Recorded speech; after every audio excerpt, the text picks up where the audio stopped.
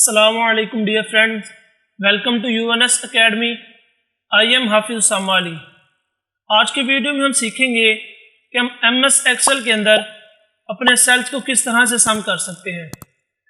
सम करने के मुख्तलिफ तरीके हैं, शॉर्टकट भी और लॉन्ग टर्म भी। तो आइए अपनी वीडियो को स्टार्ट करते हैं।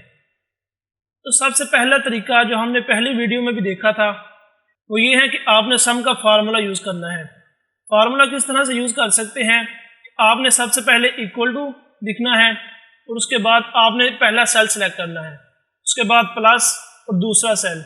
इसी तरह जितने सेल आप सम करना चाहते हैं प्लस करते सार आप वो सेल सेलेक्ट करते जाएं। तो इस तरह से आप अपना जो सम है वो कर सकते हैं। उसके बाद जो दूसरा तरीका है वो ये है कि आपने फार्मूला लगाना है सम का।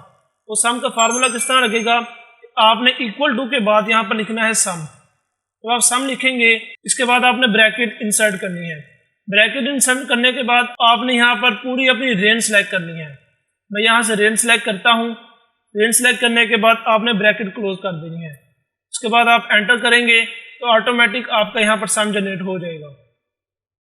तो ये दो तरीके तो आपके पास लॉन्ग मेथड है। उसके बाद जो शॉर्टकट तरीका है वो ये है कि आपने यहाँ पर अपनी जो रेंज है उसको सिलेक्ट करना है। रेंज को सिलेक्ट करने के बाद आपने ऑटो सम पर आना है।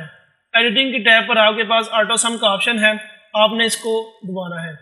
जब आप ऑटो सम पे क्लिक करेंगे तो आपको यहाँ पर खुद ब खुद सम जनरेट हो जाएगा।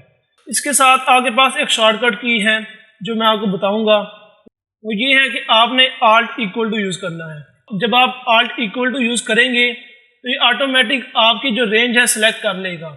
लेकिन याद रहे ये जो रेंज है ये एडजेसेंट रेंज सेलेक्ट करेगा।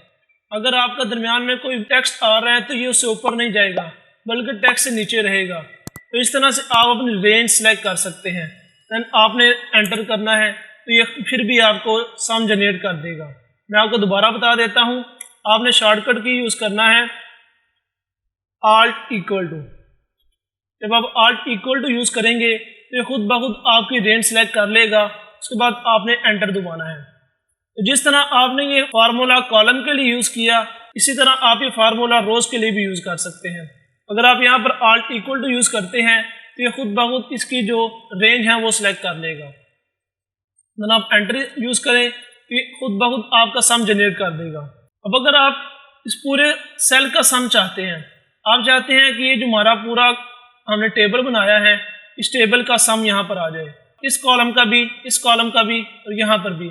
और अगर इसी तरह आप यहाँ पर रो का भी सम चाहते हैं तो आपने क्या करना है, आपने इनको सिलेक्ट करना है। सिलेक्ट करने के बाद आपने एक रो ज़्यादा सिलेक्ट करनी है और एक कॉलम ज़्यादा सिलेक्ट करना है। उसके बाद शॉर्टकट की यूज़ करनी है आल्ट इक्वल टू। इसके बाद खुद ब खुद यहाँ पर सबका सम जनरेट हो जाएगा। आप इसको चेक करें, इसने ऑटोमेटिक आपकी रेंज सेलेक्ट की और आपको सम करके दे दिया। तो इस तरह से आप सम का फार्मूला यूज़ कर सकते हैं और ये जो आपका सम है ये आपका टोटल सम है। उम्मीद है कि आपको हमारे लेक्चर की समझ आई होगी।